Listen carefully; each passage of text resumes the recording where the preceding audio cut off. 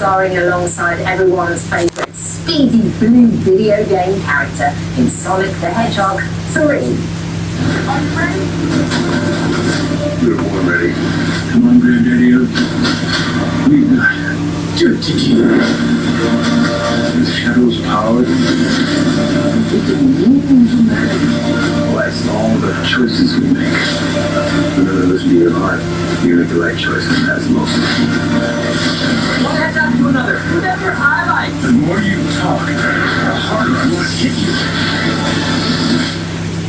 Hello there, and James Marsden joins us now. Oh, yeah. I'm very good. I was just saying when we were watching that, I am right in the sweet spot for this movie because I've got an 8-year-old and a 6-year-old. They've seen all the previous ones. Yeah, that's a perfect age. What can we expect from this one? Well, I think the fun thing about these movies is that the beginning, the first film was sort of a buddy comedy, just he and I, and then it sort of expanded into the second film. He's got new friends, and it keeps getting bigger. The budget gets bigger and more inflated. And this film is sort of like unleashed, high octane. We're in London, we're in Tokyo. There's many more hedgehog creatures running around. So it's just a lot more for the kids and for the family and everybody. Yeah. Can you just explain, in case anybody hasn't seen it, James, how you fit in? Because you actually are yourself, essentially, but you're sort of Sonic's guardian? Yeah, I'm still trying to figure it out. Yeah. The first film, it was more like a road trip buddy comedy. We were like pals. And then it evolved into, I guess Tom, the character I played, Tom, is more of a fatherly figure for him now. And we're sort of the grounding force because he's sort of, he's still a, kind of a petulant teenager who's running around getting himself into trouble, and we're sort of providing the guardrails for him. There's still sort of spirit of playfulness between the two of them. Now we have Keanu Reeves coming on the third film, voicing Shadow. He's playing the baddie, right? Yeah, the very brooding, mysterious. There's a look of Keanu about Shadow as well, by the way. I mean, I don't know whether I'm thinking of Neo mixed in there as well, but yeah, I think there may have been a little Matrix nod there. Yeah. I like that. I didn't pick up on that so much. Yeah, and Jim Carrey's in the movie as well. Yeah, Jim Carrey's in the movie twice. Yeah, he's playing two different characters. Is he? So what are his characters? one's never enough. But Yeah, it must be real fun on the But he's set. very subtle, so we can afford to have two Jim. He's playing also his grandfather, Gerald Robot. Okay. Yeah. I think that must be one of the most extraordinary things, because in a character, in a part like that for Jim Carrey, who we know can be so animated and so physical in his characters. Yeah. It must be an absolute joy to watch him play it.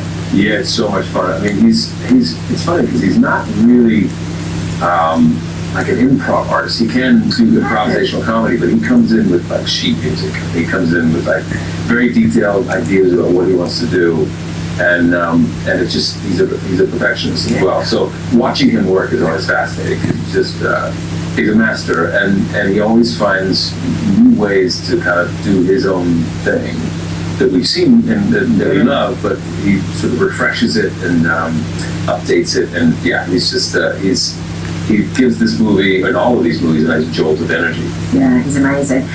Is it difficult to film these movies though, especially for you, because there's so much CGI? I'm guessing there's green screen as well. Like how do you do it, and how do you make it work? Yeah, it's a good question. I mean, because it is half, the people haven't seen it, it's half live action and half animated characters.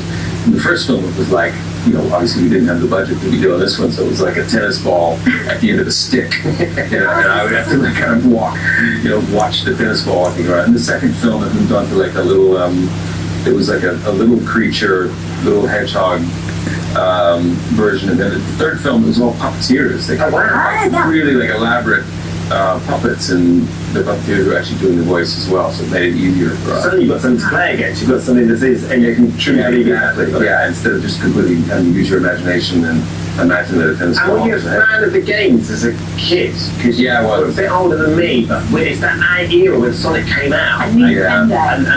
And Sega. I think I was just leaving the video games in my rear view right when Sonic came out. Yeah. I was a big gamer growing up, so I would spend 5 hours a day playing. I had to stop. But I remember when he hit the scene and it was like Mario Brothers versus Sonic.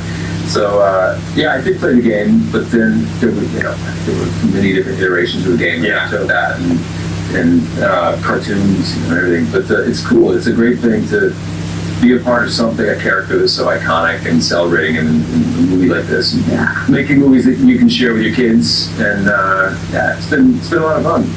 I've got to ask you about jury duty as well. Oh yeah. Because it's such a big idea.